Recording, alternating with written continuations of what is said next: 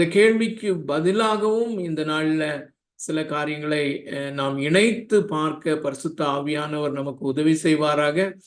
தேவனுடைய அன்பை குறித்து நாம் பார்த்து கொண்டிருக்கிறோம். தேவனுடைய அன்பு நம்முடைய இருதயங்களிலே ஊற்றப்பட்டிருக்கிறது என்கிறதை ஒரு மிகப்பெரிய ஆசீர்வாதமாக நாம் பார்த்து கொண்டிருக்கிறோம்.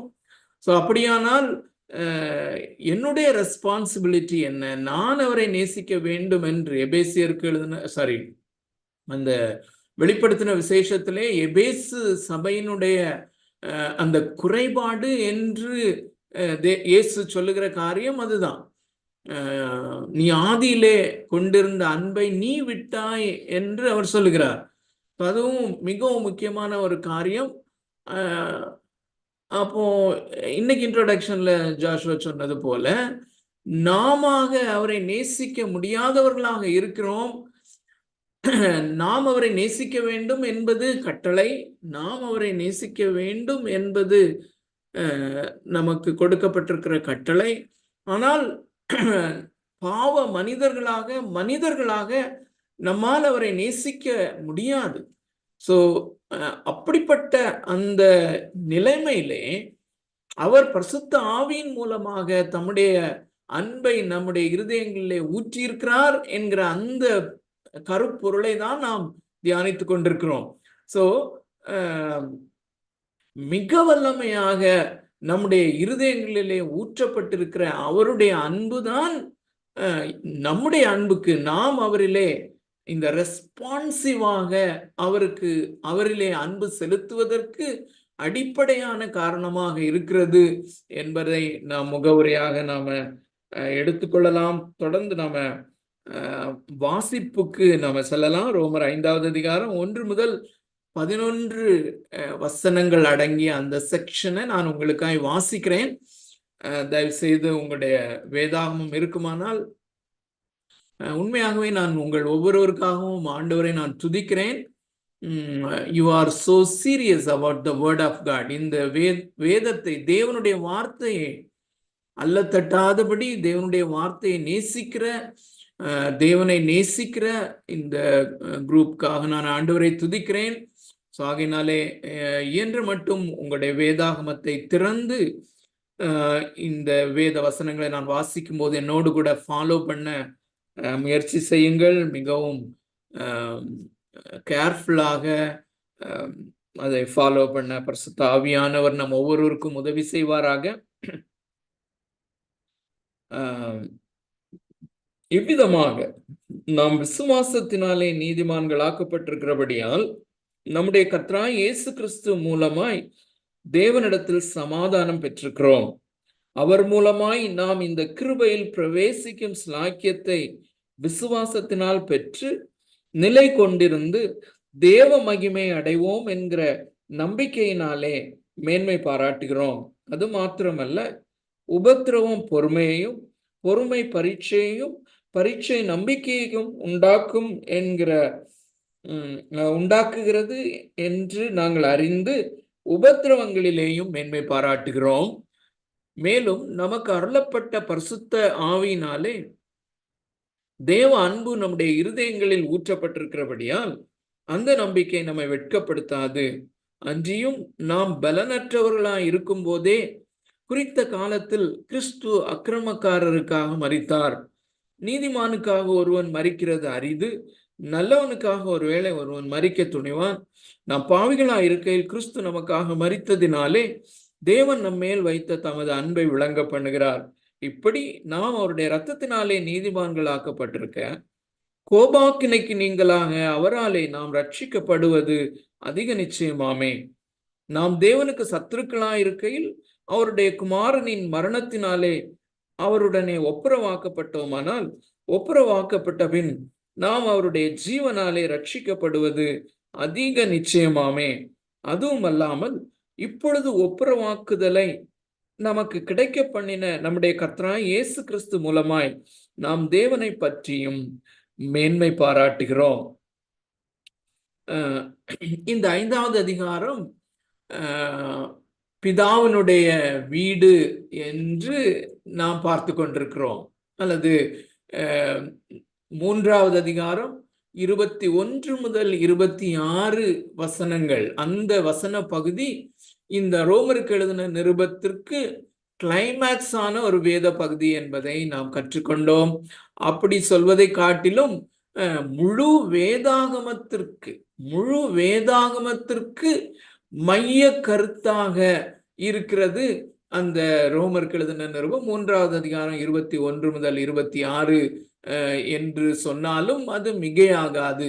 ஏனென்றால் அங்கேதான் இந்த கிறிஸ்தவ சுவிசேஷம், த காஸ்பல், மிகவும் உன்னதமான முறையிலே அல்லது அல்டிமேட்டான முறையிலே அந்த இடத்திலே தான் வர்ணிக்கப்படுகிறது என்பதை நாம் மிகவும் நன்றாக அறிந்திருக்கிறோம். அதை ஆழமாக நம்முடைய இருதயத்திலே பதித்துக் கொள்வோம். அருமையான தேவனுடைய பிள்ளைகளே, நாம் விசுவாசத்தினாலே நீதிமான்கள் ஆக்கப்படுதல் என்கிற காரியம், பாவியான ஒரு மனுஷன் நான் பாவி என்பதை ஒத்துக்கொண்டு, பாவியாகிய எனக்கு இந்த இயேசு கிறிஸ்து மிகவும் அவசியமாக, மிகவும் அவசரமாக அல்லது டெஸ்பரேட்டாக தேவைப்படுகிறார். அவர் எனக்காக, என்னுடைய பாவங்களுக்காக அவர் மரித்திருக்கிறார் என்பதை அவன் விசுவாசித்து தன்னுடைய பாவத்தினுடைய அகோர தன்மையையும் அதற்கான தண்டனையினுடைய அகோர தன்மையையும் அந்த தண்டனையினுடைய அகோர தன்மையை அப்படியே இயேசு கிறிஸ்து தன்னிலே ஏற்றுக்கொண்டார் என்பதையும் விசுவாசித்து அவன் வரும் பொழுது அவன் நீதிமான் என்று தேவனாலே பிரகடனப்படுத்தப்படுகிறான். This amazing truth. அருமையான தேவனுடைய பிள்ளைகளே, இதைத்தான் மார்ட்டின் லூத்தர் சொல்லுகிறார், வாரந்தோறும் நான் என்னுடைய மக்களுக்கு இதை பிரசங்கிக்கிறேன் என்று. வாரந்தோறும் அந்த மக்களுக்கு இது தேவை என்று சொல்வது அந்த ஒரு காயினுடைய ஒரு பகுதியாக இருந்தாலும், வாரந்தோறும் இந்த மார்ட்டின் லூத்தர் இந்த சத்தியத்தை பிரசங்கிப்பதிலே உற்சாகமுடையவராய் இருந்தார் என்பது எனக்கு மிகவும் ஆச்சரியமாயிருக்கிற காரியம். அப்படியானால் இந்த சத்தியம் எவ்வளவு மேன்மையானது என்றும், அது எவ்வளவு உயர்வானது என்றும், எவ்வளவு மகிமையானது என்றும், எவ்வளவு இனிமையானது என்றும் நாம் நினைவு கூற வேண்டியது அவசியமா இருக்கிறது. ஸோ அருமையான தேவனுடைய பிள்ளைகளே, ஒருவேளை இந்த பைபிள் ஸ்டடியிலே இணைகிற யாராயிலும் இந்த உறுதிப்பாட்டிலே வராமல் இருந்தால், நான் தேவனால் நீதிமான் என்று பிரகடனப்படுத்தப்பட்டிருக்கிறேன், அல்லது நான் ரட்சிக்கப்பட்டிருக்கிறேன், அல்லது நான் மறுபடியும் பிறந்திருக்கிறேன் என்ற முழு நிச்சயம் இல்லாதவர்களாக இருப்பீர்களேயானால், ஒருவேளை இந்த கிறிஸ்துமஸ் சீசன்ல, இந்த கிறிஸ்துமஸ் நாளுக்கு முன்பதாக இந்த வாரத்தினுடைய இந்த நாள் பைபிள் ஸ்டடியில கூட நீங்கள் விசுவாசத்தோடு கூட இந்த சிலுவையின் அண்டையிலே நீங்கள் வரலாம். அருமையான தேவனுடைய பிள்ளைகளே, நீங்கள் அப்படி இன்று வருவீர்களேயானால், இன்று அந்த கோர்ட் ஆஃப் ஹெவன், அந்த பரலோக அந்த கோர்ட்ல உங்களுக்கும் அந்த காரியம் செய்யப்படும். நிச்சயமாக அது ரியாலிட்டியில நடக்கும். தேவனாகிய கர்த்ததாமே தம்முடைய குமாரனாய் இயேசு கிறிஸ்துவிலே நிறைவேற்றப்பட்ட அந்த தண்டனையை நினைவு கூர்ந்தவராக விசுவாசிக்கிற உங்களையும் அவர் இந்த க்ஷணத்திலே, இந்த நேரத்திலேயே நீதிமான் என்று பிரகடனப்படுத்த முடியும். அல்லது ஒருவேளை இந்த பைபிள் ஸ்டடி முடிந்த பிறகு நீங்கள் தனியாக ஜெபிக்கும் போது ஆண்டவருடைய சமூகத்திலே கதறுவீர்களே, ஆனால் இந்த காரியம் நிச்சயமாக உங்களுடையதாகவும் எல்லாருடையதாகவும் மாறும். எப்பேற்பட்ட பாவியாக இருந்தாலும் சரி, எப்பேற்பட்ட பாவி என்று நம்மை குறித்து, உங்களை குறித்து நீங்கள் எண்ணிக்கொண்டிருந்தாலும் சரி, உங்களுக்காக எனக்காக அது போதுமான கிரயத்தை செலுத்தின ஒரு காரியமாக இருக்கிறது. இயேசு கிறிஸ்து தாமே போதுமான கிரயத்தை செலுத்தி இருக்கிறார். ஆகையினாலே நான் தைரியமாக வரலாம். சோ இப்படி நீதிமானாக, விசுவாசத்தினாலே நீதிமான் என்று தேவனால் பிரகடனப்படுத்தப்பட்டவனுக்கு உண்டாகிற ஆசீர்வாதங்களைத்தான் நாம் இந்த 5வது அதிகாரத்திலே பார்த்து கொண்டிருக்கிறோம். 4வது அதிகாரம் முழுவதும் விசுவாசத்தினாலே அது நடக்கிறது என்று விசுவாசம் என்பதனுடைய விளக்கத்தை நாம் பார்த்து கொண்டிருந்தோம். விசுவாசம் என்பது வேறொன்றுமல்ல, ஒன்றுமே என்னுடைய கரங்களிலே இல்லை. என்னுடைய சுயநீதி எல்லாவற்றையும் அல்லது நானாக இந்த நீதியை அடைந்து விடலாம் அல்லது தேவனுக்கு பிரியமானவனாக நானாகவே இருந்து விடலாம் என்கிற எல்லா முயற்சியையும் நான் தூக்கி தூர போடுவதுதான், அது ஒன்றுமில்லை என்று நினைப்பதுதான் விசுவாசம். என்னுடைய கைகளை வெறுமையாக்குவதுதான். அருமையான தேவனுடைய பிள்ளைகளே, நம்முடைய பாவத்திற்கான தண்டனையாகவோ இல்லாட்டி பாவத்திற்கு பரிகாரமாகவோ நாம் ஒன்றும் செய்துவிட முடியாது. கடந்த வாரத்திலே இல்ல ஒரு நாளைக்கு முன்புதான் நான் நாகர்கோயில்ல சிட்டி பஸ்ல நான் போய் கொண்டிருக்கும் போது 2 காரியங்களை பார்க்க நேர்ந்தது. இது நீங்களும் எல்லா நாளும் பார்க்கிற காரியங்கள் தான். ஒன்று, பஸ்ல போயிட்டு இருக்கும் போதே ஒரு கோயிலுக்கு முன்பாக ஒரு மனிதன் தன்னையே வருத்தி தோப்பு கர்ணம் போட்டு கொண்டிருந்தான். The way he was doing எனக்கு மிகவும் ஆச்சரியமானதாகவும் இருந்தது. இது நம்ம இந்தியாவில் எங்க போனாலும் பார்க்கிற காரியங்கள் தான், நான் அன்றாடகம் பார்க்கிற காரியங்கள் தான். மிகவும் என்னுடைய இருதயத்தை ஆழமாக பாதித்தது.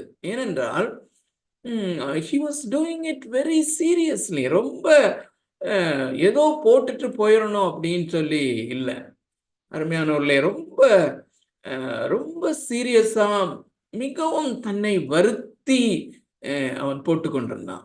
கொஞ்சம் தூரத்துல இன்னொரு பெண்ணை நான் பார்த்தேன். தன்னுடைய நாக்குல அந்த வேலுனால குத்தி கொண்டு போறதை நம்ம பார்த்தேன். இந்த காரியங்களையும் நீங்க எல்லாருமே பார்க்கிற காரியங்கள் தான் நம்முடைய தேசத்துல. அருமையான தேவனுடைய பிள்ளைகளே, அப்பொழுது என்னுடைய மனதிலே வந்த காரியம் என்னவென்றால், மனிதனே, ஒருவேளை அவன் என்ன இன்டென்ஷன்ல போடுறான் அப்படிங்கிறது நமக்கு தெரியும். நான் செய்த பாவங்கள் இந்த கடவுளை தரிசிப்பதற்கு தடையாக இருக்கிறது, நான் பாவியாக இருக்கிறேன், நான் செய்த பாவத்திற்கு நானே பரிகாரத்தை உண்டாக்கி கொள்ளுகிறேன், நான் எத்தனை தடவை தோப்பு கர்ணம் போடணும் அப்படின்னு சொல்லி. அருமையான தேவனுடைய பிள்ளைகளே, என்னுடைய மனதிலே வந்த காரியம், நீ ஒவ்வொரு நாளும் எழுந்த உடனே காலையில நேரா குளிச்சுட்டு அந்த கோயில்ல போய் காலையில இருந்து ராத்திரி வரைக்கும் தோப்பு கர்ணம் போட்டு, 2வது நாளும் நீ எழுந்திருச்ச உடனே காலையில இருந்து ராத்திரி வரைக்கும் தோப்பு கர்ணம் போட்டு, இரவெல்லாம் கூட போட்டாலும் கூட என்னுடைய பாவத்திற்கான பரிகாரத்தை நான் செலுத்த முடியாது. It's the truth. அதுதான் சத்தியம். அந்த பெண்ணுடைய காரியத்தை நான் யோசிக்கும் போது, நாக்குல மாத்திரம் அல்ல, சரீரம் முழுவதும் வேலினாலே குத்தி கொண்டாலும் கூட நான் செய்த அந்த பாவத்திற்கான பரிகாரம் செய்யப்பட முடியாது. It is absolutely impossible.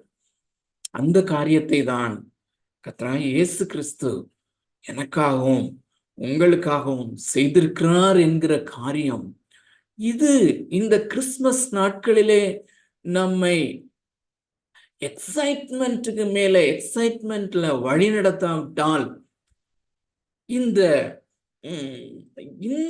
காரியம் அல்லது கர்த்தராகிய இயேசு கிறிஸ்து, தேவன் இயேசு கிறிஸ்துவிலே செய்த இந்த காரியம் எனக்கு வியப்புணர்வையும் விந்தை உணர்வையும் உண்டாக்காதபடி, இந்த பண்டிகையினுடைய மற்ற காரியங்கள் என்னை வியப்புக்குள் ஆக்குமே ஆனால் அல்லது மகிழ்ச்சிக்குள் ஆக்குமே ஆனால், நமக்கு ஒரு சீரியஸான பிரச்சனை இருக்கிறது.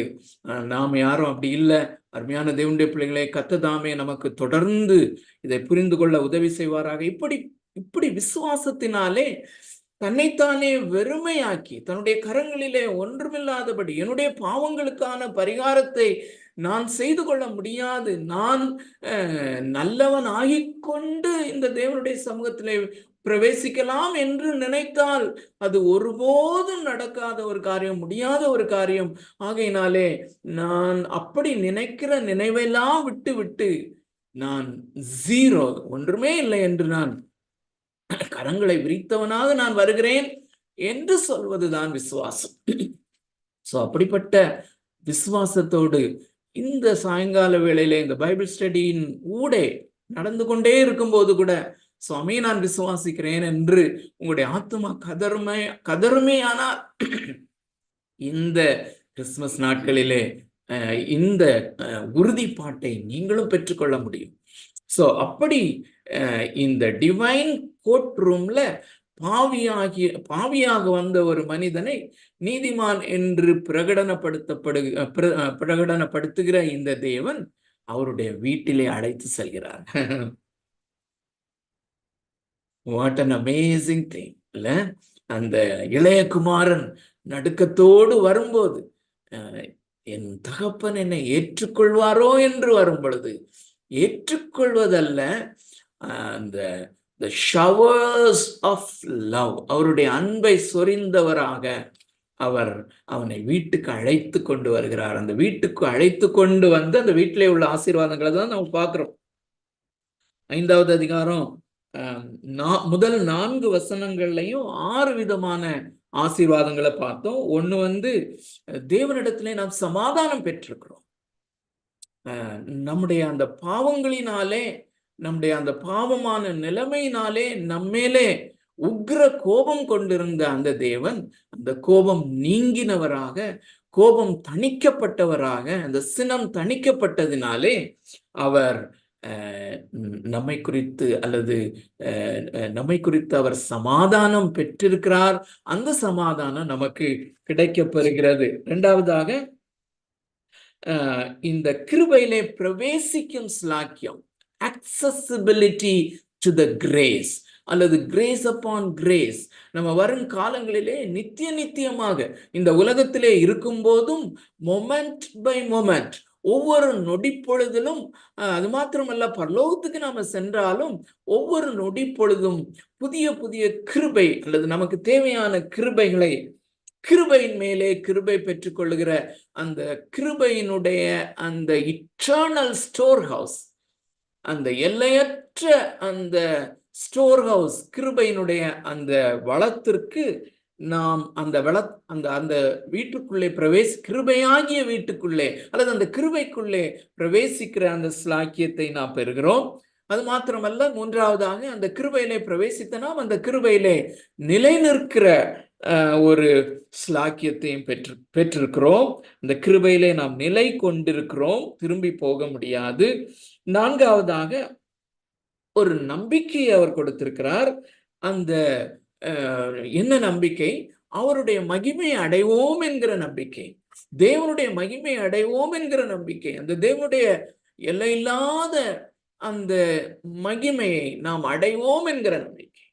அருமையான தேவனுடைய பிள்ளைகளே, அந்த தேவனுடைய மகிமை என்பது நம்மாலே கொஞ்சம் கூட கிரகித்து பார்க்க முடியாத ஒரு காரியம்.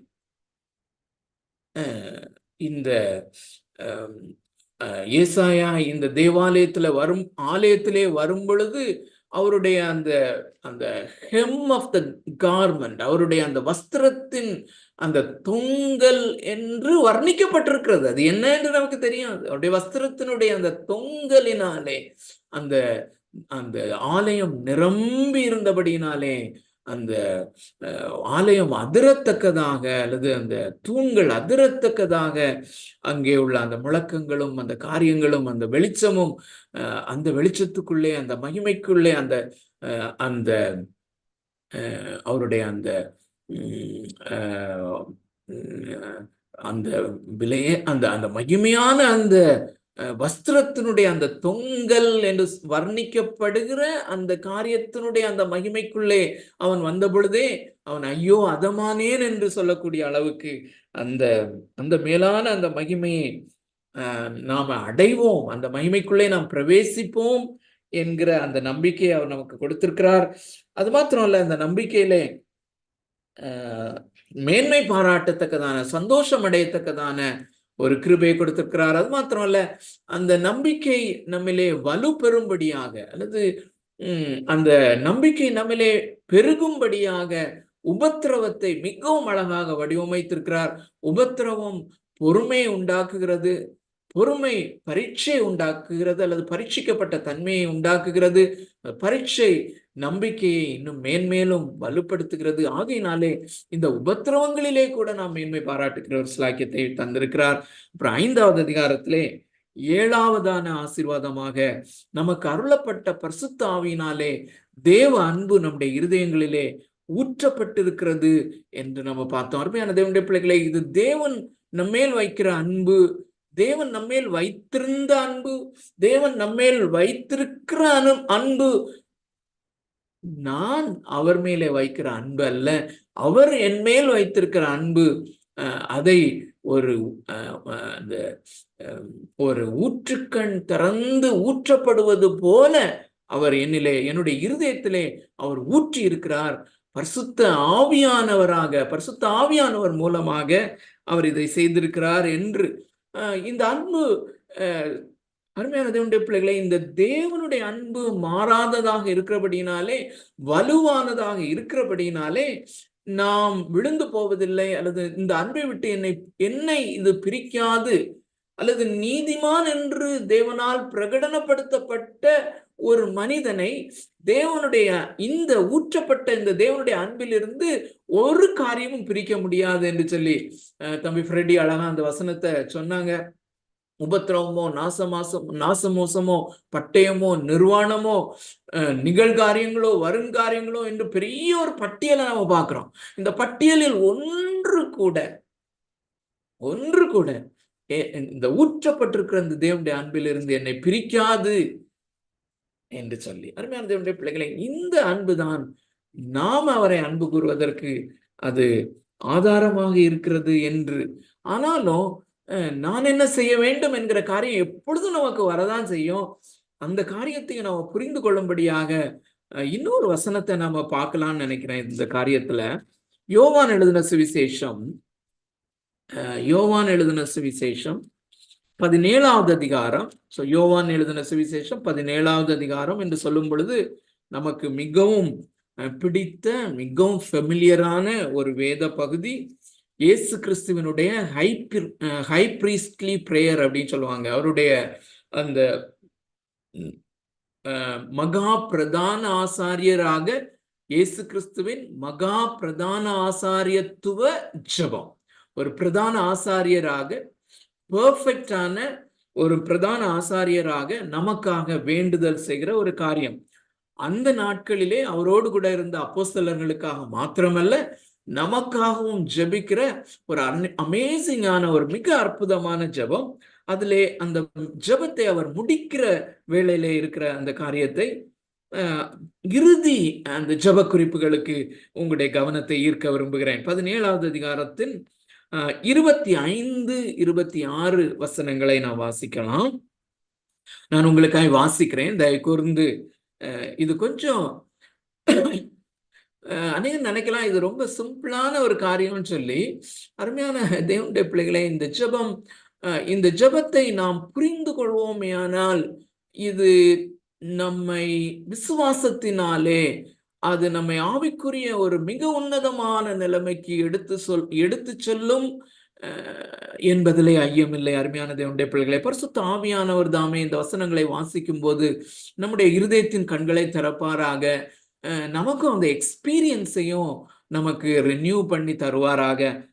வாசிக்கிறேன், தயவு கூர்ந்து உங்களுடைய வேதாகமத்துல ஃபாலோ பண்ணுங்க. இயேசு ஜெபிக்கிறார். நீதியுள்ள பிதாவே, உலகம் உம்மை அறியவில்லை, நான் உம்மை அறிந்திருக்கிறேன். நீர் என்னை அனுப்பினதை இவர்களும் அறிந்திருக்கிறார்கள். அருமையான தேவனுடைய பிள்ளைகளை, இன்னும் ஒரு சில காரியங்களை முகவுரையா பாருங்க. இந்த வசனத்துக்குள்ள நம்ம போகிறதுக்கு முன்பதாக நாம எந்த வசனத்தின் ஆதாரத்திலே நாம் இப்பொழுது நிற்கிறோம் என்றால், ரோமர் 5வது அதிகாரம் 5வது வசனம், நமக்கு அருளப்பட்ட பரிசுத்த ஆவியினாலே தேவ அன்பு நம்முடைய இருதயங்களில் ஊற்றப்பட்டிருக்கிறது, ஆகையால் இந்த நம்பிக்கை வெட்கப்படுத்தாது என்று சொல்லி, அந்த தேவ அன்பு என்னிலே ஊற்றப்பட்டிருக்கிறது.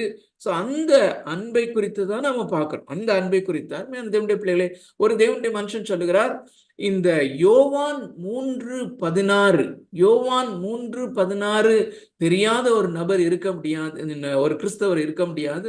இந்த யோவான் 3:16 இன்டர்பிரேஷன் தான் அந்த நாம் வாசித்த நமக்கு ஆதாரமாக இருக்கிற அந்த ரோமர் 5வது அதிகாரம் 5வது வசனத்திலிருந்து 11 வரையிலுமே, 5வது வசனத்திலிருந்து 11 வரையிலுமே அதுதான் நம்முடைய டெக்ஸ்ட். அது யோவான் எழுதின சுவிசேஷம் 3வது அதிகாரம் 16வது வசனத்தினுடைய விளக்கம். அது என்ன? தேவன் தம்முடைய ஒரே பேரான குமாரனை விசுவாசிக்கிறவன் எவனோ அவன் கெட்டு போகாமல் நித்திய ஜீவனை அடையும்படிக்கு அவரை தந்தருளி இவ்வளவாய் உலகத்தில் அன்பு கூர்ந்தார் என்கிற கிறிஸ்துமஸ் வேர்ஸ், கிறிஸ்துமஸ்க்கு மிகவும் ஏற்றதான ஒரு வேர்ஸா நம்ம எடுத்திருக்கிறோம். ஸோ கிறிஸ்துமஸ் காலங்களிலே வந்திருக்கிற நமக்கு அதனுடைய இன்டர்பிரிட்டேஷனாக இந்த பேசேஜை நம்ம படிக்கிறது நல்லது. ஸோ அதை நாம இன்னும் விளக்கமாக இன்னும் விரிவாக புரிந்து கொள்வதற்கு இந்த வசன பகுதி நமக்கு உதவி செய்யும். திரும்ப வாசிக்கிறேன் 25, 26. அதாவது யோவான் 17வது அதிகாரம் 25, 26. நீதியுள்ள பிதாவே, உலகம் உம்மை அறியவில்லை, நான் உம்மை அறிந்திருக்கிறேன். நீர் என்னை அனுப்பினதை இவர்களும் அறிந்திருக்கிறார்கள். அருமையான தேவனுடைய பிள்ளைகளே, இங்க இந்த வசனத்துல 3 குரூப்பா இயேசு கிறிஸ்து தாமே மக்களை பிரிக்கிறார். மக்கள் சொன்னா இந்த உலகத்துல இருக்கிறவங்கள தன்னையும் சேர்த்து 3 குரூப்பா பிரிக்கிறத பார்க்கிறோம். ஒண்ணு, உலகம். உலகம் உம்மை அறியவில்லை என்று சொல்லுகிறார். அருமையான தேவனுடைய பிள்ளைகளை, இந்த நாட்கள்ல இந்த வார்த்தை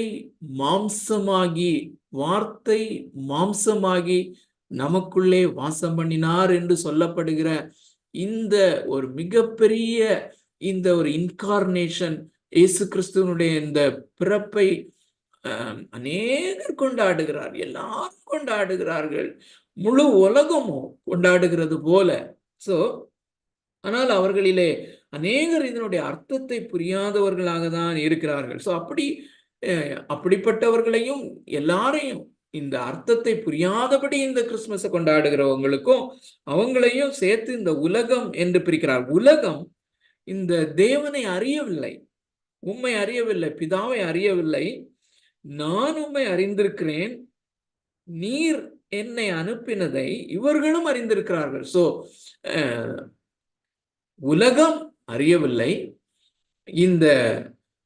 ஆனால் இவர்கள் என்று ஒரு கூட்டத்தை சொல்லுகிறார். அவர்கள்தான் இந்த சீஷர்கள் அல்லது அப்போஸ்தலர்கள். அது மாத்திரம் அல்ல, இந்த குரூப்ல நாமளும் வருகிறோம், இந்த விசுவாசத்தினாலே நீதிமான்களாக பிரகடனப்படுத்தப்பட்டவர்கள். ஆனா இதுக்கு இடையில இயேசு தன்னை நிறுத்துகிறார், நான்.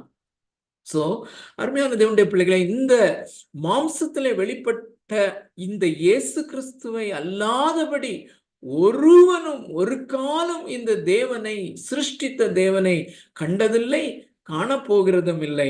இந்த இயேசு கிறிஸ்து தாமே, இயேசு கிறிஸ்து ஒருவரே இந்த தேவனை வெளிப்படுத்துகிறார்.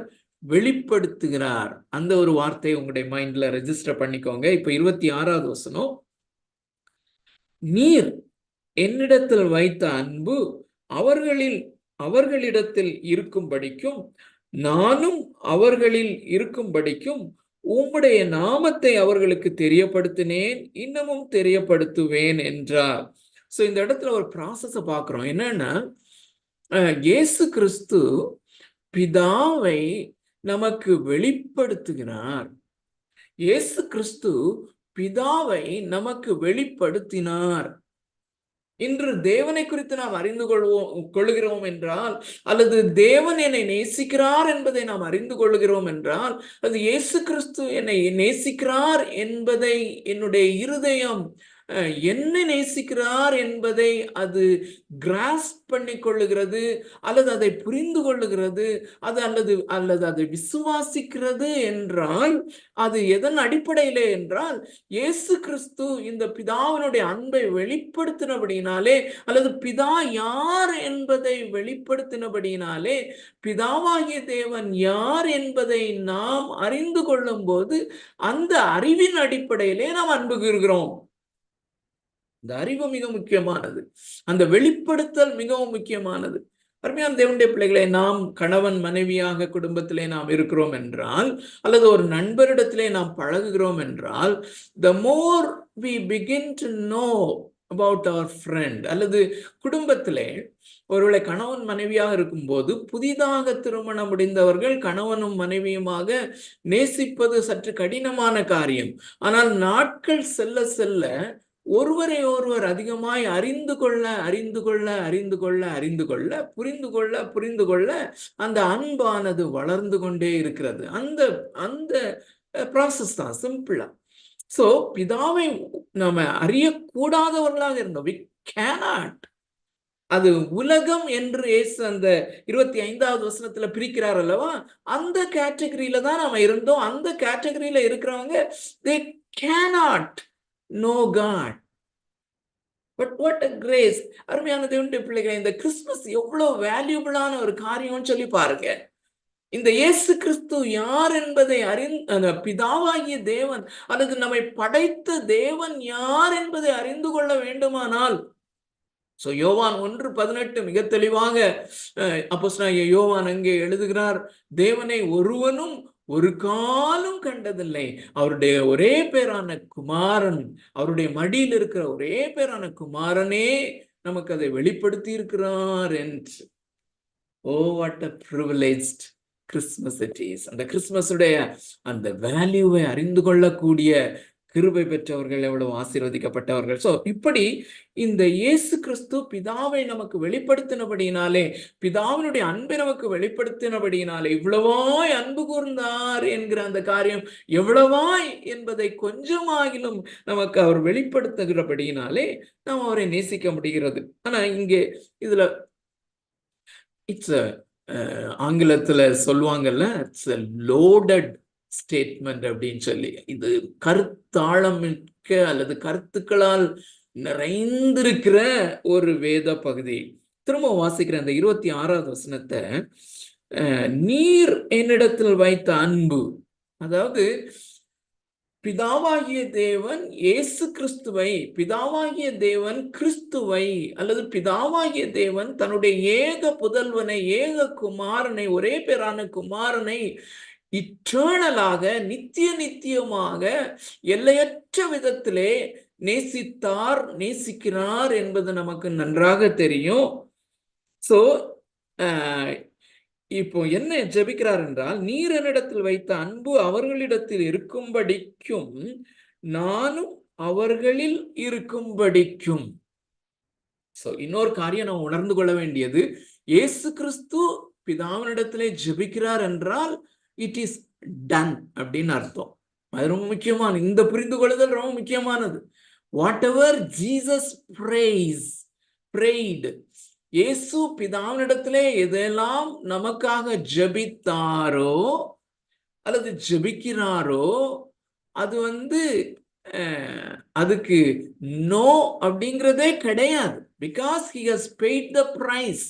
அவர் அவ்வளவு விலையேற பெற்ற அந்த கிரயத்தை நமக்காக செலுத்தி இருக்கிறபடினாலே, அந்த கிரயத்தின் அடிப்படையிலே பிதாவாகிய தேவனிடத்திலே அவர் விண்ணப்பம் பண்ணுகிறபடியினாலே, பிதாவாகிய தேவன் குமாரனில் வைத்திருக்கிற அன்பு நிமித்தமாக நாம் பாவிகளாக இருக்கிறோம். இங்கே இயேசு என்ன ஜெபிக்கிறார், நான் இந்த பாவிகள் அல்லது நீதிமான் என்று பிரகடனப்படுத்தப்பட்ட பாவிகளாகிய இந்த சீஷர்கள் என்னிலே உங்களிலே நான் இருக்கும்படிக்கு ஜெபிக்கிறேன் என்று சொல்கிறார். சோ இது எப்படி நடக்கிறது என்றால், விசுவாசத்தினாலே கிறிஸ்து நமக்குள்ளே வாசம் பண்ணுகிறார் என்று நாம் அறிந்திருக்கிறோம். சோ இந்த இயேசு கிறிஸ்து ஜெபித்த ஜெபம் எப்படி ஆக்சுவலா நிறைவேறுகிறது என்று எபேசியர் 3வது அதிகாரத்திலே அப்போஸ்தலனாகிய பவுல் ஜெபிக்கிற ஜெபத்தை 2 வாரத்துக்கு முன்னால நம்ம பார்த்தோம்னு நினைக்கிறேன். அதுல என்ன எழுதுகிறார் என்றால், விசுவாசத்தினாலே கிறிஸ்து உங்களிலே வாசமாயிருக்கும்படி. சோ இங்க இயேசு ஜெபிக்கிறார், பிதாவே நான் அவர்களிலே இருக்க வேண்டும் என்று. So that is done. That is done. அது ஒருவேளை அதை நாம ரொம்ப உணராமல் இருக்கலாம். ஆனால் நிச்சயமாக அது நடந்திருக்கிறது. நீங்கள் மறுபடியும் பிறந்தவர்களானால், நான் மறுபடியும் பிறந்திருக்கிறேன் என்றால், இந்த கிறிஸ்து எனக்குள்ளே வாசம் பண்ணுகிறார். இந்த ஜெபத்தின் அடிப்படையிலே, விசுவாசத்தின் அடிப்படையிலே அவர் வாசம் பண்ணுகிறார். அப்போ இங்க மெயினான ஜெப குறிப்பு என்ன? அதுல முதல் தொடக்கம், நீர் என்னிடத்தில் வைத்த அன்பு, அதாவது பிதாவாகிய தேவன் இயேசுவிடத்திலே வைத்த அன்பு, இயேசு கிறிஸ்து எனக்குள்ளே வாசம் பண்ணுகிறபடினாலே, இது 2 விதமாக எடுத்துக்கொள்ளலாம். இந்த 2மே சரிதான். அப்ப ஒரே சென்டென்ஸுக்கு 2 அர்த்தம் இருக்குமா அப்படின்னு நினைக்கலாம்.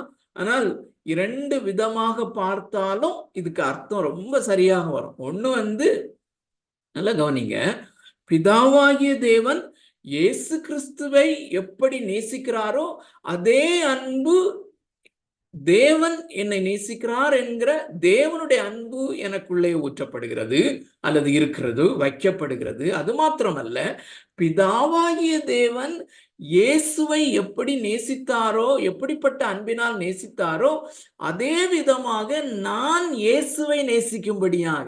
This is amazing. This is so thrilling. புரியுதுன்னு நினைக்கிறேன் உங்களுக்கு. அருமையான தேவனுடைய பிள்ளைகளே, இந்த இயேசு கிறிஸ்துவை நாம் நேசிக்க கடமைப்பட்டிருக்கிறோம். அதான் கடந்த வாரம் ரைஸ் பண்ணப்பட்ட அருமையான கேள்வி. சோ இயேசு கிறிஸ்துவை எப்படி நாம் நேசிக்க கட்டளை பெற்றிருக்கிறோம்? அவரை முழு இதயத்தோடும், முழு ஆத்துமாவோடும், முழு பலத்தோடும், முழு சிந்தையோடும், முழு மனதோடும் இந்த இயேசு கிறிஸ்துவிலே அன்பு கூற. அது எப்படி அன்பு கூற வேண்டும்? அது எப்படி அன்பு கூற முடியும்? அருமையான தேவனுடைய பிள்ளைகளே, பிதாவாகிய தேவன் மாத்திரம்தான் இயேசு கிறிஸ்துவை முழு இருதயத்தோடும், முழு ஆத்மாவோடும், முழு பலத்தோடும், முழு மனதோடும், முழு சிந்தையோடும், முழு ஆவியோடும் முழுமையா எல்லையற்ற விதத்திலே நேசிக்கிறார். ஆனால் இந்த வசனம் என்ன சொல்லுகிறது? இயேசு கிறிஸ்து நமக்குள்ளே வாசமாய் இருக்கிறபடினாலே பிதாவாகிய தேவன் நமக்குள்ளே அப்படிப்பட்ட ஒரு கெப்பாசிட்டி டு லவ், இயேசுவை நேசிக்கும்படியான ஒரு கெப்பாசிட்டியை நமக்குள்ள கொடுக்கிறார் என்கிறது. அருமையான தேவனுடைய பிள்ளைகளே, இதை எப்படி நாம புரிந்து கொள்வோம் என்று, this is so glorious. இந்த வசனம் அல்லது இயேசு கிறிஸ்துவனுடைய இந்த ஜெபம் என்பது அவ்வளோ மகிமையானது. அதிலே 2 திரும்பவும் நான் அதை ரிப்பீட் பண்றேன்.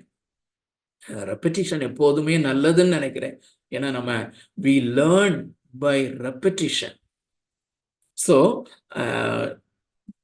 பிதாவாகிய தேவன் இயேசுவை முழு இதயத்தோடும், முழு ஆத்மாவோடும், முழு பலத்தோடும், முழு மனதோடும், முழு சிந்தையோடும் நேசிக்கிறார். இயேசு கிறிஸ்து எனக்குள்ளே இருக்கிறபடினாலே என்னையும் பிதாவாகிய தேவன் அந்த அளவு நேசிக்கிறார். அது மாத்திரம் இல்ல, பிதாவாகிய தேவன் தன்னுடைய குமாரனை எப்படி நேசிக்கிறாரோ அதே இன்டென்சிட்டியில நான் அவரை, இயேசுவை, அவருடைய குமாரனை நானும் நேசிக்க முடியும். அந்த கெப்பாசிட்டியை கொடுத்திருக்கிறாரு. அருமையான தேவனுடைய பிள்ளைகளே, அது எதன் அடிப்படையில இருக்கிறது என்றால் 21வது வசனமும் அதோடு 17வது 24வது வசனம், 24வது வசனமும் சேர்த்து நம்ம புரிந்து கொள்ள முயற்சி செய்ய வேண்டும்.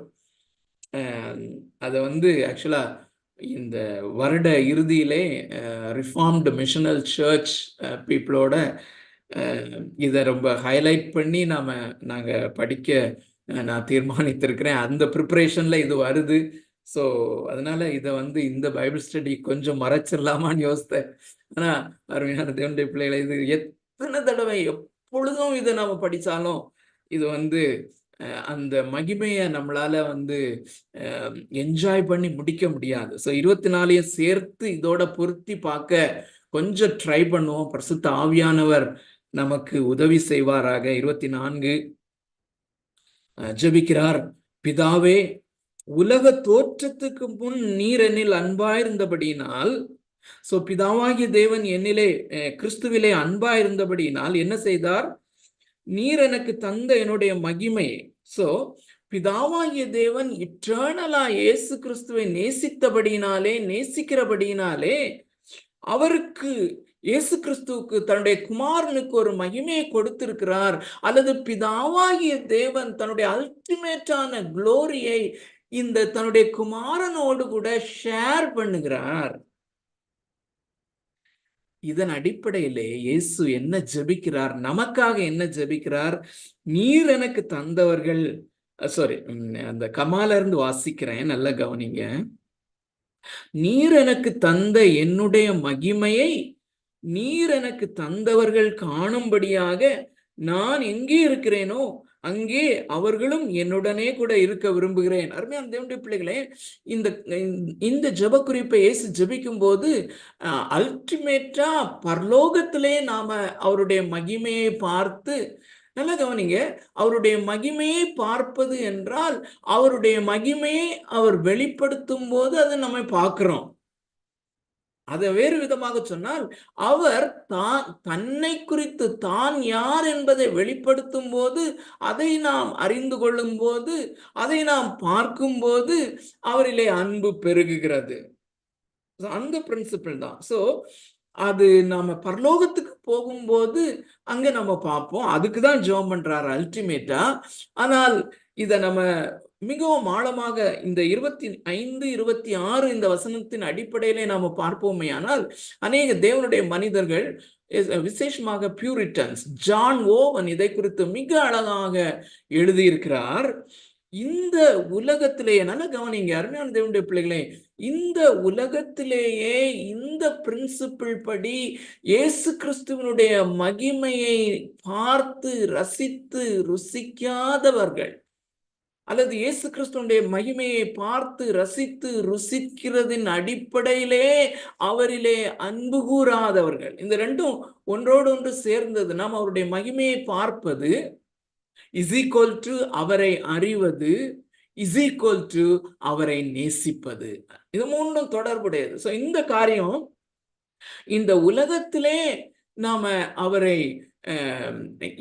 இந்த அடிப்படையிலே அவருடைய மகிமையை பார்த்து, அவருடைய மகிமையை ருசித்து ரசித்து, அதன் அடிப்படையிலே அவரை இன்னும் இன்னுமாய் அறிந்து அவரில் அன்பு கூற, மேலும் மேலும் அன்பு கூற, அவருடைய அந்த மகிமையினாலே லயித்து போகிற ஒரு அனுபவம் இல்லாவிட்டால் பரலோக ராஜ்யத்துக்கும் போக முடியாதுன்னு சொல்றாரு. ஏன்னா அங்கேயும் அங்க போய் தப்பி தவறி போயிட்டா அங்க போர் அடிக்கும். ஏன்னா அங்க முழுமையா அது நடக்க போகுது. பட் இங்கேயே அது இல்லை என்றால் அதுக்கு அர்த்தம் என்னன்னா, நம்ம இன்னும் ரட்சிக்கப்படலைன்னு சொல்லிதான் அர்த்தம் அப்படின்னு சொல்லி மிக தெளிவாக இந்த தேவ மனிதர்கள் எழுதுகிறார்கள். திரும்ப அதை வாசிக்கிறேன் தயவு செய்து. இந்த நான் சொன்ன காரியங்களின் அடிப்படையை மனதிலே வைத்தவர்களாக தெளிவாக இதை புரிந்து கொள்ள பரிசுத்த ஆவியானவர் நமக்கு உதவி செய்வாராக.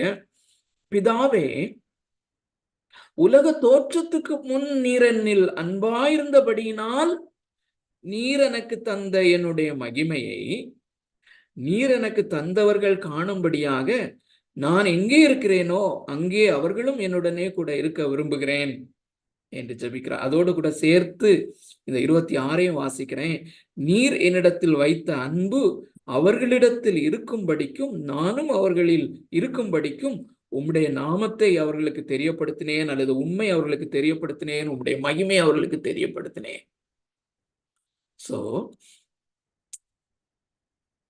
நாம் நீதிமான் என்று பிரகடனப்படுத்தப்பட்ட போது நம்முடைய திரைகள் விலக்கப்பட்டது, அல்லது நம்முடைய கண்கள் தெளிவாக திறக்கப்பட்டது.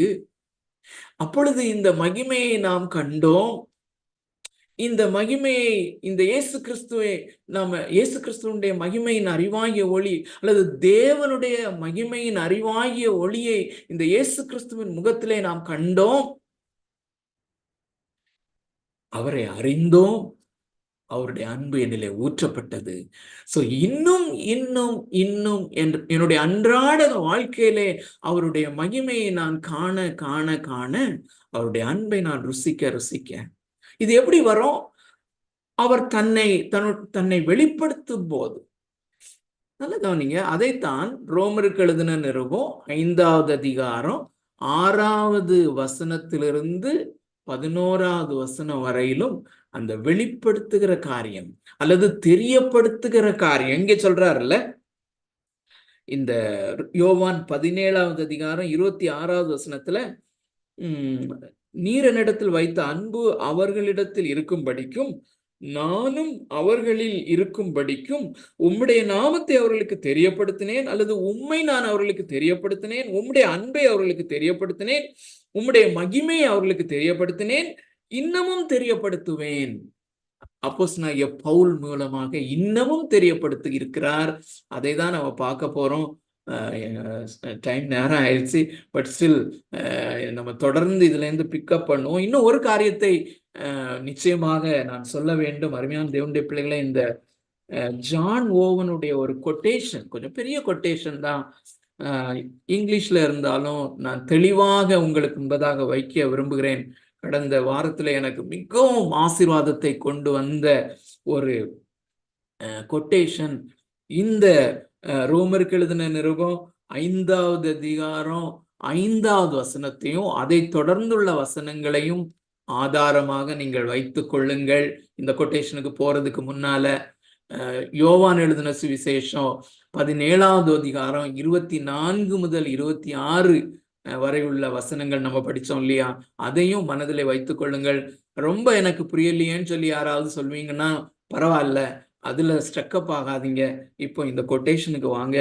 பரிசுத்த ஆவியானவர் தொடர்ந்து நம்ம ஒவ்வொருவருக்கும் உதவி செய்வார்.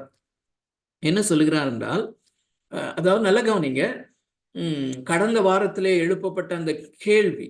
சோ இப்போ நம்ம யோவான் 17வது அதிகாரத்துல 24, 25, 26லயும் அந்த தேவ அன்பு பரிசுத்த ஆவியின் மூலமாக என்னிலே ஊற்றப்பட்டிருக்கிறது என்று நம்ம பார்த்ததனுடைய விளக்கத்தை தான் நம்ம பார்த்தோம். பரிசுத்த ஆவியானவர் மூலமாக நம்மிலே ஊற்றப்பட்டிருக்கிற அந்த தேவ அன்பினுடைய தன்மை, அதை தான் ஒரு கோணத்துல அந்த வசனத்துல பார்த்தோம். இப்போ ரெஸ்பான்சிவா நான் எப்படி அவரிலே அன்பு கூற முடியும், அன்பு கூறுவேன்? அருமையான தேவனுடைய பிள்ளைகளே, நடைமுறையாக ஒரு காரியத்தை சொல்ல விரும்புகிறேன். ஏன் நமக்கு இந்த கேள்வி எழும்புகிறது என்றால், நடைமுறையிலே நாம் பாவமான இந்த உலகத்திலே நாம் வாழ்கிறோம். நாம் தொடர்ந்து அந்த பாவத்தினுடைய சுபாவம் எனக்குள்ளும் உங்களுக்குள்ளும் இருக்கிறது. சோ ஒன்று, பாவ உலகத்திலே தான் நாம் வாசம் செய்கிறோம். இரண்டாவது, அந்த பாவத்தன்மை எனக்குள்ளே இன்னும் இருக்கிறது. சோ இப்படிப்பட்ட காரியங்களின் நிமித்தமாக என்னாலே அல்லது உங்களாலே இந்த அளவுக்கு அவர் நம்முடைய தன்னுடைய, அதாவது இயேசு கிறிஸ்துவை பிதாவாகிய தேவன் எவ்வளவு அதிகமாய் நேசிக்கிறாரோ அவ்வளவுக்கு அதிகமாய் தன்னுடைய அந்த அன்பை நமக்குள்ளே ஊற்றி இருந்தாலும்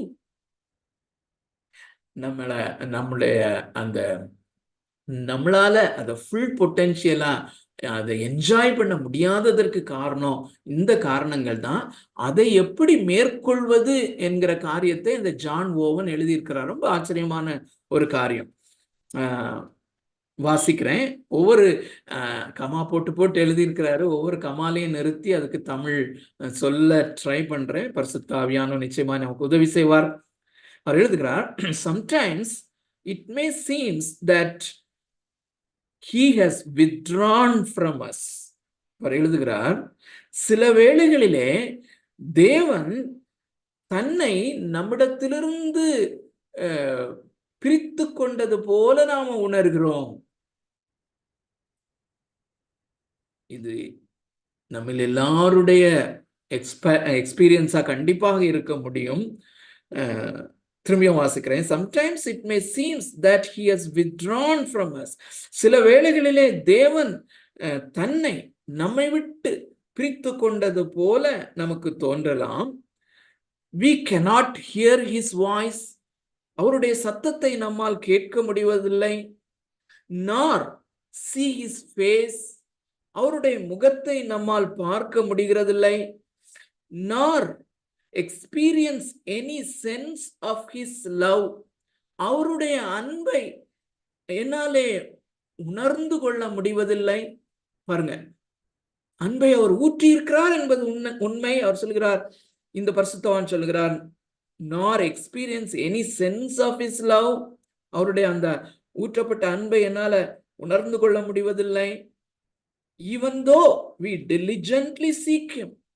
அவரை நான் முழு உத்வேகத்தோடு நான் தேடும் போதும் இந்த காரியங்கள் நடைபெறவில்லை என்று சொல்கிறார். அதாவது நான் டெலிஜென்டா அவரை தேடுகிறேன், ஆனாலும் அவருடைய சத்தம் கேட்கப்படவில்லை, அவரை பார்க்க முடியவில்லை. அவர் தன்னை என்னை விட்டு பிரித்து கொண்டது போல உணர்கிறேன், அவருடைய அன்பை என்னால உணர்ந்து கொள்ள முடியவில்லை. அடுத்தது sentence, in this state all our thoughts and meditations concerning Christ will be barren and fruitless. இந்த இப்படிப்பட்ட நிலைமை என்னிலே காணப்படும் போது என்னுடைய சிந்தனைகள், என்னுடைய தியானங்கள், அதாவது கிறிஸ்துவை குறித்த என்னுடைய சிந்தனைகள், கிறிஸ்துவை குறித்த என்னுடைய தியானங்கள் எல்லாமே வறண்டது போலவும், அது ஒரு பலனற்றது போலவும், ஃப்ரூட்லெஸ் ஆகவும் இருக்கிறத நான் உணர்கிறேன் என்று சொல்கிறார். அப்படிப்பட்ட ஒரு நிலைமையில தள்ளப்படுகிறேன் என்று சொல்லுகிறார். வறண்டதும் விடாய்த்ததும் தண்ணீரற்றதுமான நிலைமை என்று சொல்லி நம்ம சங்கீதம் 63 பாக்குறோம்ல, அதுதான் அவர் விவரிக்கிறார். அப்படி உணர்கிறோம் என்று சொல்லுகிறார்.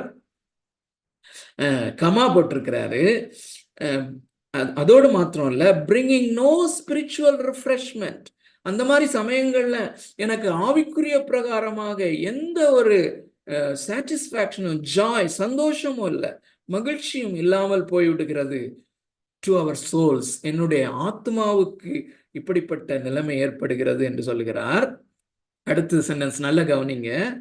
If we are happy with such lifeless, fruitless thoughts of him. அதாவது தொடர்ந்து வாசித்துறேன். அதாவது if we are happy with such lifeless, fruitless thoughts of him which brings no awareness of his love.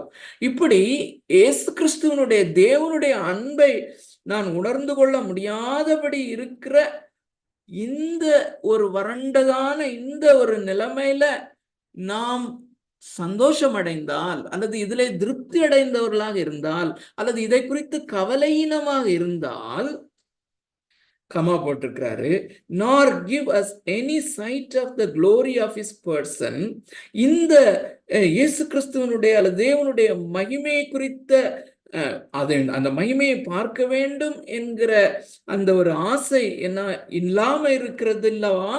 அந்த அப்படிப்பட்ட நிலைமையில நான் சாட்டிஸ்ஃபைடா இருந்தேன்னா, the power of religion will wither away. அதாவது இப்படிப்பட்ட நிலைமையில நான் சாட்டிஸ்ஃபைடா இருந்தேன்னா, பரவாயில்ல, இப்படி இருந்தாலும் பரவாயில்லன்னு நான் நினைப்பேன்னா, the power of religion will wither away. அதாவது ஆவிக்குரிய வாழ்க்கையினுடைய வல்லமை அது கொஞ்சம் கொஞ்சமாக அது வாடி வதங்கி போகும் என்று சொல்லுகிறார். It will wither away. அடுத்த சென்டென்ஸ் என்ன சொல்றாருன்னா, அவர் டியூட்டி, நாம என்ன செய்யணும்னு சொல்றார்.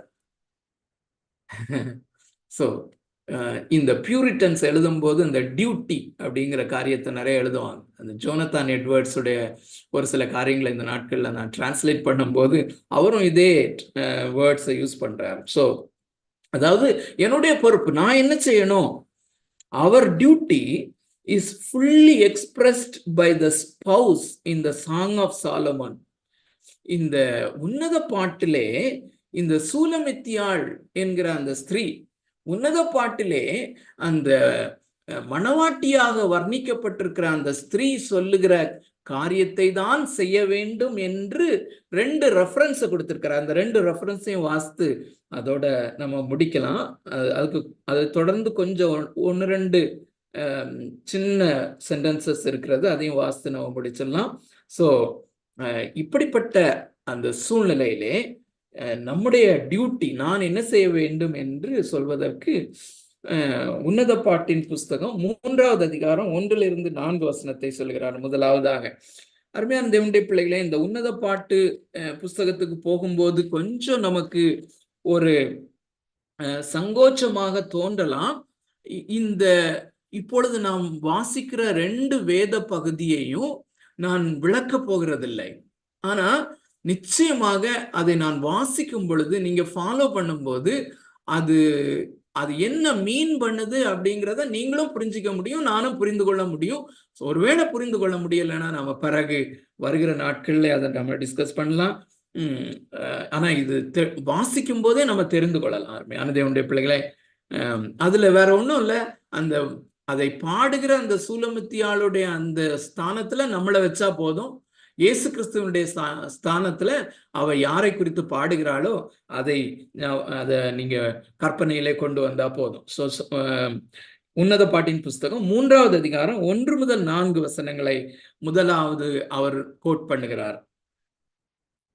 ராக்காலங்களில் என் படுக்கையிலே என் ஆத்துமா ராக்காலங்களில் என் படுக்கையிலே என் ஆத்தும நேசரை தேடினேன், தேடியும் நான் அவரை காணவில்லை. அந்த கொட்டேஷன்ல நான் முதல்ல வாசித்த அந்த ஸ்டேட்மெண்ட்ஸ் எல்லாம் இதுக்கு ஒத்து வரத பாருங்க. நான் எழுந்து நகரத்தின் வீதிகளிலும் தெருக்களிலும் திரிந்து என் ஆத்தும நேசரை தேடுவேன் என்றேன், தேடியும் நான் அவரை காணவில்லை. நகரத்திலே திரிகிற காவலாளர் என்னை கண்டார்கள், என் ஆத்தும நேசரை கண்டீர்களா என்று அவர்களை கேட்டேன். நான் அவர்களை விட்டு கொஞ்சம் தூரம் கடந்து போனவுடனே என் ஆத்தும நேசரை கண்டேன். அவரை நான் என் தாயின் வீட்டிலும் என்னை பெற்றவளின் அறையிலும் கொண்டு வந்து விடுமட்டும் விடாமல் பற்றி கொண்டேன். அருமையான தேவனுடைய பிள்ளைகளே, இதை வாசிக்கிறதே போதும்னு சொல்லி நினைக்கிறேன். 5வது அதிகாரம் 2 முதல் 8 வசனங்களை சொல்லுகிறார். நான் நித்திரை பண்ணினேன், என் இதயமோ விழித்திருந்தது. கதவை தட்டுகிற என் நேசரின் சத்தத்தை கேட்டேன். என் சகோதரியே, என் பிரியமே, என் புறாவே, என் உத்தமியே, கதவை திற. என் தலை பனியினாலும் என் தலைமயிர் இரவில் பெய்யும் தூறலினாலும் நனைந்திருக்கிறது என்றார். என் வஸ்திரத்தை கழற்றி போட்டேன், நான் எப்படி அதை திரும்பவும் உடுப்பேன்? என் பாதங்களை கழுவினேன், நான் எப்படி அவைகளை திரும்பவும் அழுக்காக்குவேன் என்றேன். என் நேசர் தமது கையை கதவு துவாரத்தின் வழியாய் நீட்டினார். அப்பொழுது என் உள்ளம் அவர் நிமித்தம் பொங்கினது. என் நேசருக்காக கதவை திறக்க நான் எழுந்தேன். பூட்டின கைப்பிடிகள் மேல் என் கைகளிலிருந்து வெள்ளைப்போளமும் என் விரல்களிலிருந்து வாசனை உள்ள வெள்ளைப்போளமும் வடிந்தது.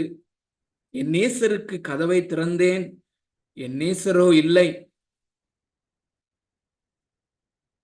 போய்விட்டார்.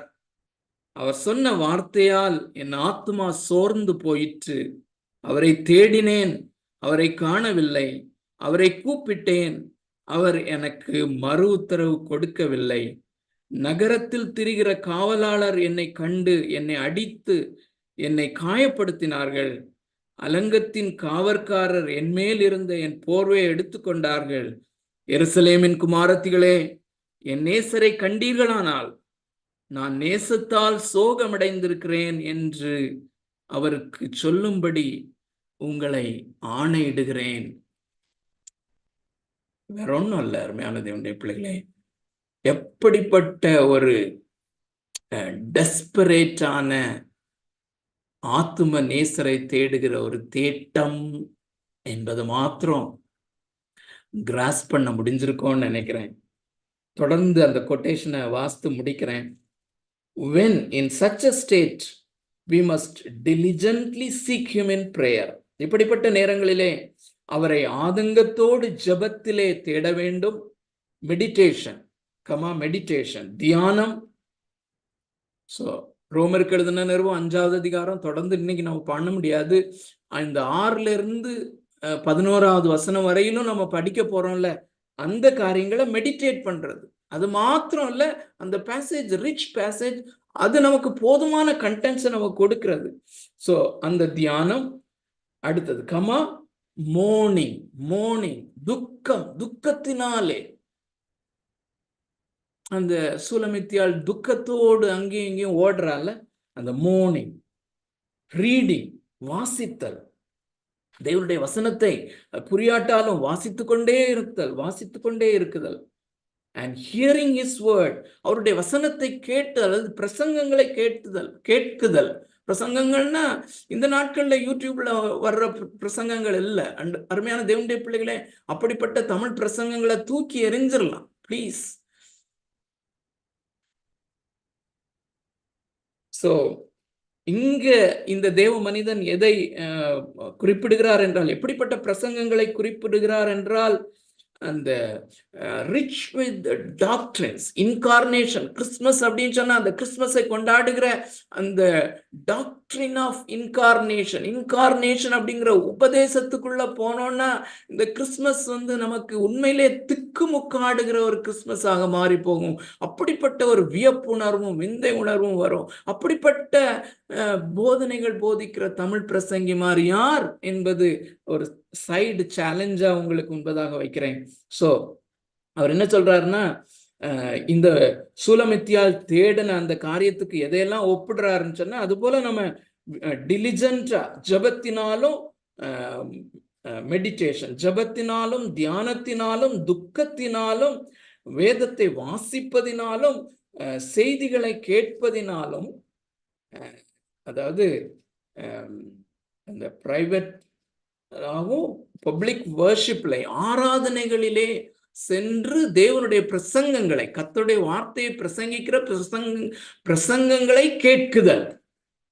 இது ஒருவேளை நமக்கு இப்போ உள்ள இந்த பிரசன்ட் கான்டெக்ட்ல ஒத்து வராதா இருக்கலாம். ஆனாலும் அருமையான தேவனுடைய பிள்ளைகளை, அப்படி வசனம் பிரசங்கிக்கப்படுகிற சபைகளை ஓடி நாடி சென்று எப்படியாயிலும் கிறிஸ்துவனுடைய மகிமையை பார்க்க வேண்டும், ரசிக்க வேண்டும், ருசிக்க வேண்டும். so that இந்த நான் ரட்சிக்கப்பட்ட போது தேவன் பரிசுத்த ஆவியின் மூலமாக என்னுடைய இருதயத்திலே ஊற்றி இருக்கிற அந்த அன்புக்கு சரியான ரெஸ்பான்சிவான அன்பை நான் செலுத்த வேண்டும் என்று அங்குமிங்குமாய் நாம் ஓட வேண்டியது அப்படின்னு சொல்லி முடிக்கும் போது இந்த காரியத்தை நான் சொல்ல விரும்புகிறேன். உண்மையாய் நாம் ரட்சிக்கப்பட்டிருப்போமே ஆனால் அந்த பரிசுத்த ஆவியானவர் அப்படி அங்குமிங்கும் ஓடச் செய்வார் அப்படிங்கிறது தான் ஒரு தாழ்மையான ஒரு அட்மானிஷிங் உங்களுக்கு. அந்த பரிசுத்த ஆவியானவர் he is so powerful. உண்மையாய் அந்த சூலமித்தியாளை போல இந்த இயேசுவினுடைய மகிமையை பார்க்கணும், அவரை நேசிக்கணும் அப்படிங்கிற ஏக்கத்தை அந்த பரிசுத்த ஆவியானவர் எனக்குள்ளும் உங்களுக்குள்ளும் உண்டாக்குவார். ஒருவேளை இந்த நாளிலே இந்த பைபிள் ஸ்டடியில இணைந்திருக்கிற நம்மை அதன் அடிப்படையில அவர் தான் கொண்டு வந்திருக்கிறார். அவர் உங்களுக்குள்ளே, அவர் எனக்குள்ளே, அந்த என்னுடைய ஆத்துமாவிலே, உங்களுடைய ஆத்மாவில அந்த ரெஸ்ட்லெஸ்னஸ கொடுத்தாரு.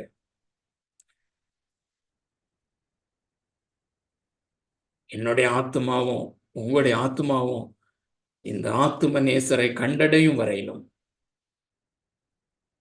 அது தேடிக்கொண்டேதான் இருக்கும். தேடிக்கொண்டேதான் இருக்கும். பரிசுத்த ஆவியானவர் தாமே இந்த கிறிஸ்துமஸ் நாட்களிலே இந்த பைபிள் ஸ்டடியில இணைந்திருக்கிற நம்ம ஒவ்வொருவருக்கும் இந்த பாலகனாய் பிறந்த கிறிஸ்துவனுடைய மகிமையை, அருமையான தேவனுடைய பிள்ளைகளே, என்னையும் உங்களையும் இந்த அகோர தண்டனையிலிருந்து தப்பித்துக் கொள்ளும்படியாக அண்ட சராசரங்களையும் படைத்து ஒரு அணு விடாதபடி எல்லாவற்றையும் மேனேஜ் பண்ணுகிற அந்த சாவரின் காட். இன்னொரு காரியம் ரொம்ப முக்கியமானது, இயேசு கிறிஸ்துவ நம்ம சில சமயம் மைண்ட்ல கொஞ்சம் குறைவா நினைப்போம். அதனால தெளிவா சொல்லுகிறேன், சாவரின் ஜீசஸ் கிரைஸ்ட். சாவரினிட்டியை பற்றி இந்த இணைந்திருக்கிற எல்லாருமே நன்றாக அறிந்திருக்கிறோம். எப்படி அந்த சாவரினிட்டி ஆஃப் காட படிக்கிறோமோ எல்லாமே இந்த மாட்டு தொழுவத்திலே முன்னணையிலே கிடத்தப்பட்டிருக்கிற குழந்தை யாராவது முன்னணையில போடுவாங்களா? பசு மாடுகள் சாப்பிடுற அந்த முன்னணையில அந்த தொட்டியில கொண்டு போடுவாங்களா? ஒரு குழந்தை படுத்திருக்கிறது.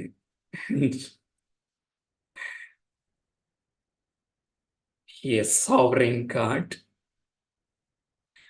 How is it that என்னை மீட்கும்படியாக ஒரு ஃபீபிளான ஒரு பாலகனாக பிறந்திருக்கிறார்? What a glory it is. பரிசுத்த ஆவியானவர் தாமே என்னுடைய உங்களுடைய கண்களை விரிவாக திறந்து the glory of the true Christmas, the glory of the true Christ, who is born in a manger, born in a stable and put in a manger.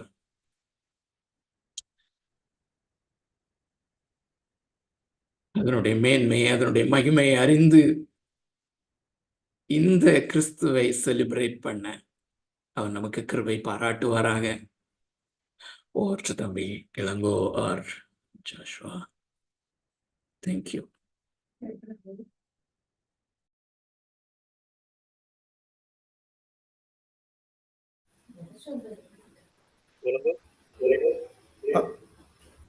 Okay, Joshua. Okay.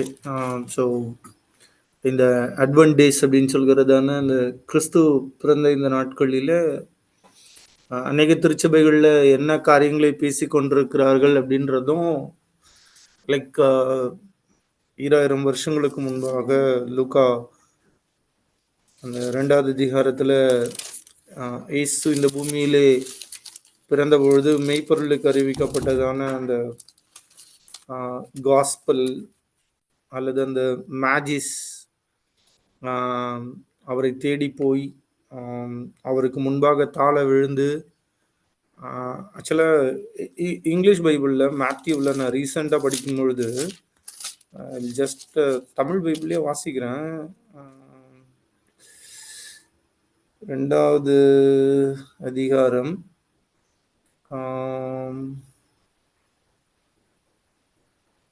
2வது அதிகாரத்தில் 10வது வசனம். அவர்கள் அந்த நட்சத்திரத்தை கண்டபொழுது மிகுந்த ஆனந்த சந்தோஷம் அடைந்தார்கள். ஆக்சுவலாக என்ஏஎஸ்பியில் அந்த வேர்டு எப்படி இருந்தது அப்படின்னா, ஜஸ்ட் ஒரே நிமிஷம் நான் என்ஏஎஸ்பி ஓப்பன் பண்ணி வச்சுருக்கேன். Matthew 2nd chapter verse 10. When they saw the star, they rejoiced exceedingly with great joy.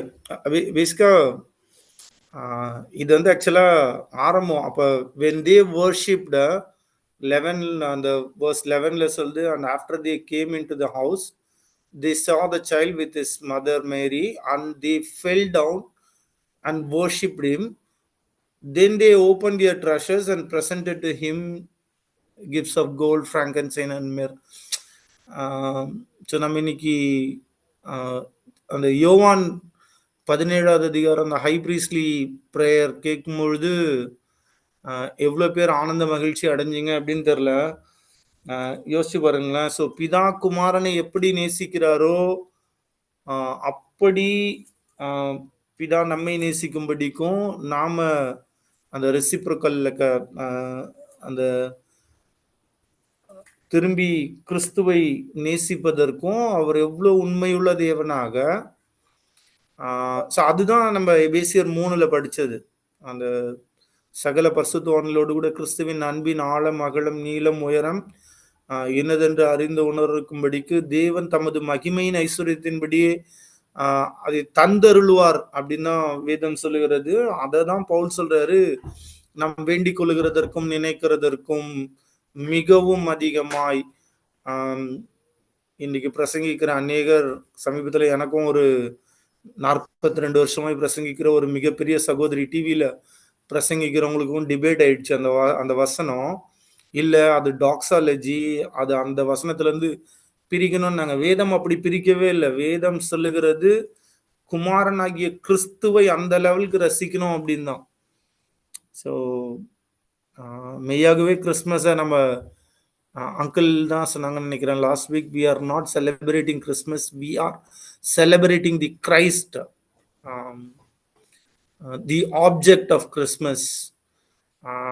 அந்த எபேசியர் நீங்க 1வது அதிகாரம் அங்கிள் எடுத்த வசனத்தை வாசிங்க அப்படின்னா 17வது வசனத்துல அந்த ஆப்ஜெக்ட் வந்து யாரு அப்படின்னா காட் த ஃபாதர். அந்த காட் த ஃபாதர் அந்த ஆப்ஜெக்டை அறிந்து கொள்ளுகிறதற்கு யார் உதவி செய்கிறார் அப்படின்னா தேவன் உதவி செய்கிறார் அப்படின்ற அந்த காரியங்களையும் இன்னைக்கு ரொம்ப நம்ம அழகா வசனங்களின் அடிப்படையில இயேசு அந்த சீஷர்கள் போயிட்டு வரும்போதும் சொல்றாருல, பிதாவே கல்விமான்களுக்கும் மறைத்து பாலகருக்கு வெளிப்படுத்தினபடியால் உம்மை துதிக்கிறேன் அப்படின்னு சொல்லுகிற அந்த காரியங்கள். So let us enjoy that. அதுல சொல்றாரு அந்த வசனத்துல லூக்கா 10வது அதிகாரத்துல, சகலமும் என் பிதாவினால் எனக்கு ஒப்பு கொடுக்கப்பட்டிருக்கிறது, பிதா தவிர வேறு ஒருவனும் குமாரன் இன்னார் என்று அறியான், குமாரனும் குமாரன் அவரை எவனுக்கு வெளிப்படுத்த சித்தமாயிருக்கிறாரோ அவனும் தவிர வேறு ஒருவனும் பிதா இன்னார் என்று அறியான். ஸோ அந்த ட்ரையூன் காட் அந்த மியூச்சுவலா நம்மளுக்கு ரிவீல் பண்ணுகிற காரியம். ஸோ அதுதான் இயேசு அந்த பரலோகத்தில் நடக்க வேண்டிய அந்த எக்ஸ்பீரியன்ஸை நமக்கு இந்த பூமியிலேயே அவர் காண்பிக்கிறார். காண்பிக்கும்படி பிதாவை உண்மையாகவே நமக்காக பரிதபித்து வேண்டிக் கொள்ளுகிற பிரதான ஆசிரியர் எவ்வளவு அழகா வேண்டிக் கொண்டிருக்கிறார் அப்படின்றத பார்த்தோம். So let us enjoy the object of Christmas, Christ himself. அவர் ஒருவரை நம்ம என்ஜாய் பண்ணுவோம். அந்த மேஜிஸ்க்கு பார்த்த மாதிரி அந்த எக்ஸீடிங்லி அந்த ரிஜாய்ஸ் வந்து எக்ஸீடிங்காக இருந்தது அப்படின்னு பார்க்குறோம். ஸோ நாம் அப்படி தேவன் அவர்களை மகிழும்படிக்கு நமக்கு தொடர்ந்து உதவி செய்வாராக. லிங்கன் ப்ரேயர் பண்ண முடியுமா?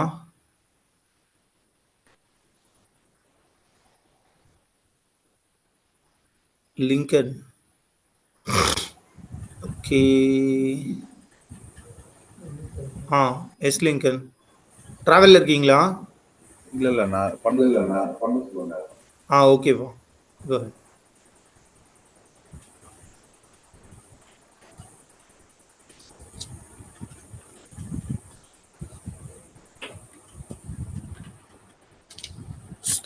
ஸ்தோத்திரம். அன்பின் பரலோக பிதாவே, இந்த அருமையான மாலை நேரத்திலும் கர்த்தாவே, அநாதி தேவனாகிய கர்த்தாவே, நீர் எங்களை நேசித்து குமாரனாகிய கிறிஸ்து இயேசுவின் மூலமாக தேவனே நீர் எங்களுக்கு கொடுத்த இந்த பெரிதான ரட்சிப்பிற்காய் நன்றியோடு துதிக்கிறோம், ஸ்தோத்திரிக்கிறோம் சுவாமி.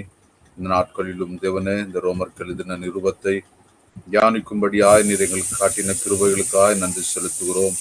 ஆண்டவரே, நீர் அப்பா எங்கள் மீது காண்பித்ததான பெரிதான கிருபைகளுக்காய் நன்றி சுவாமி. எங்களுக்கு வர வேண்டியதான அந்த கோபாக்கினின் தண்டனையிலிருந்து எங்களை விடுவித்து அந்த மகிமையின் ரட்சிப்பை ஆண்டவரே நீர் எங்களுக்கு கொடுத்தமைக்காய் நன்றியோடு துதிக்கிறோம், ஸ்தோத்திரிக்கிறோம் சுவாமி. ஆண்டவரே, நீர் காண்பிக்கிறதான இந்த பெரிதான கிருபை எவ்வளவு பெரிதாண்டவரே, இந்த வேத வாக்கியங்கள் மூலமாக ஆண்டவரே நீர் காண்பித்து கொடுக்கிற ஒவ்வொரு காரியங்களுக்காய் நன்றி செலுத்துகிறோம். கிறிஸ்து இயேசுவை பிதாவானவர் எப்படி முழு இருதயத்தோடு முழு ஆத்மாவோடு நேசித்தாரோ அது போலவே ஆண்டவரே நாங்களும் உம்மை நேசிக்கும்படியாக கிறிஸ்து இயேசுவை முழு இருதயத்தோடு முழு ஆத்மாவோடு முழு மனதோடு உம்மை அன்பு கூறும்படியாக ஆண்டவரே நீர் எங்களுக்கு கிருபைகளை தர வேண்டுமாய் செபிக்கிறோம் சுவாமி. அப்பா, இந்த உலகத்தின் காரியங்களோ உலகத்தில் உள்ளவைகளை காற்றிலும் ஆண்டவரே உம்மையே நாங்கள் நேசிக்கும்படியாய் எங்கள் இருதயத்தின் கண்களை நீர் தினந்தோறும் திறந்தருள வேண்டுமாய் செபிக்கிறோம் சுவாமி. அப்பா, உம்மை மாத்திரம் நாங்கள் நேசிக்கத்தக்க இருதயத்தை நீர் எங்களுக்கு தர வேண்டுமாய் செபிக்கிறோம் சுவாமி. அப்பா, உண்மையான கிறிஸ்துவை நாங்கள் அனுபவிக்கும்படியாக அந்த உண்மையான கிறிஸ்துவில் இருக்கிற அந்த அன்பினை ருசிக்கவும் ரசிக்கவும் அனுதினமும் அனுபவிக்கவும் ஆண்டவரை அந்த பேரின்பத்தை ஆண்டவரை பேரானந்தத்தை நாங்கள் அனுபவிக்கும்படியா நீர் எங்களுக்கு உதவி செய்தருள வேண்டுமாய் செபிக்கிறோம் சுவாமி. நாங்கள் கேட்ட ஒவ்வொரு வசனங்களும் ஆண்டவரே இது ஜீவனுள்ள வார்த்தைகள் ஆண்டவரே, இந்த ஜீவனுள்ள வார்த்தைகளை நாங்கள் தியானிக்கும் பொழுது அப்பா எங்களுக்குள்ளாய் நீர் பரிசுத்தத்தையும் ஆண்டவரே உம்மை காணும்படியான கிருபைகளையும் தந்து கொண்டிருக்கிறீர். அதற்காக நன்றி செலுத்துகிறோம். அருகதை அல்லாத எங்களையும் ஆண்டவரே கர்த்தாவே உம்முடைய கிருபையினால் மாத்திரமே நீர் எங்களை ரட்சித்தீர்.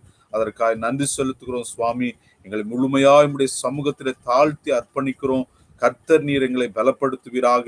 இந்த நாட்களிலும் இந்த கிறிஸ்துமஸ் நாட்களிலும் தேவனே கிறிஸ்துவை மெய்யான சந்தோஷத்தை நாங்கள் அனுபவிக்கும்படியாகவும் அநேகர் இந்த சத்தியத்தை புரிந்து கொண்டு இந்த கிறிஸ்துவை அனுபவிக்கும்படியாய் நீர் உதவி செய்தருள வேண்டுமா ஜெபிக்கிறோம் சுவாமி.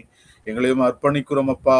ஆண்டவரே இந்த சத்தியத்திற்கு நாங்கள் சாட்சிகளாய் ஜீவிக்கும்படியாக நீர் உதவி செய்தருள வேண்டுமா ஜெபிக்கிறோம். எங்களை தாழ்த்தி அர்ப்பணிக்கிறோம். இதுல பங்கு பெற்ற ஒவ்வொருவரையும் நீர் பலப்படுத்துவீராக. ஆண்டவரே உமக்காய் சாட்சிகளாய் உம்முடைய நாமத்தின் மகிமைக்காய் நாங்கள் ஜீவிக்கும்படியாய் நீர் எங்களை பலப்படுத்த வேண்டுமா ஜெபிக்கிறோம் சுவாமி. ஆண்டவரே அப்பா உண்மையிலே நாங்கள் கனி கொடுப்பவர்களா எங்களை மாற்ற வேண்டுமா ஜெபிக்கிறோம். எங்களை முழுமையா அர்ப்பணிக்கிறோம் சுவாமி. பலப்படுத்துங்க, பொறுப்பெடுத்துக் கொண்டு வழி நடத்தும். மீட்பரும் ரட்சகருமாகிய இயேசுவின் நாமத்தில் ஜெபிக்கிறோம் நல்ல பிதாவே.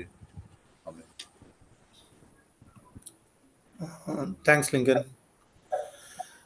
ஓகே பிரதர்ஸ் அண்ட் சிஸ்டர்ஸ், நீங்கள் அன்மியூட் பண்ணிக்கலாம். உங்களுக்கு ஏதாகிலும் இந்த கேட்ட சத்தியங்களின் அடிப்படையில் கிளாரிஃபிகேஷன்ஸ் இல்லை இன்சைட்ஸ் இருக்குன்னா நீங்கள் ஷேர் பண்ணலாம்.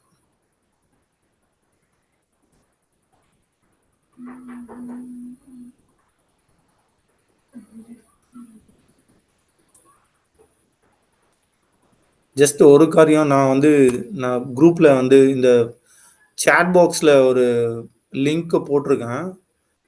லைக் இந்த அட்வென்ட் டைமில் அங்கிள் சொன்னாங்களே டாக்ட்ரினல், அந்த டாக்ட்ரின் நிரம்பின அந்த காரியங்கள் கிறிஸ்துவை குறித்ததான தி ஆட்ரிபியூட்ஸ் ஆஃப் கிரைஸ்ட். ஸோ மாம்சத்தில் வந்த இயேசு எப்படிப்பட்டவர் அப்படின்ற காரியங்களை நீங்கள் கேட்கணும் அப்படின்னா இந்த ஆப்பில் அந்த லார்ட்ஸ் டேல evening prayer like grace community சர்ச்சோட ஈவினிங் சர்மன்ஸை நீங்கள் ஓப்பன் பண்ணிங்கன்னா ஃபஸ்ட்டு ஒரு 1 hour பாட்டு அதெல்லாம் போகும். அதுக்கப்புறம் நீங்கள் சர்மனை கேட்டீங்க அப்படின்னா எனக்கு தெரிஞ்சு லாஸ்ட் ஒரு 4 weeks 5 weeks வேரியஸ்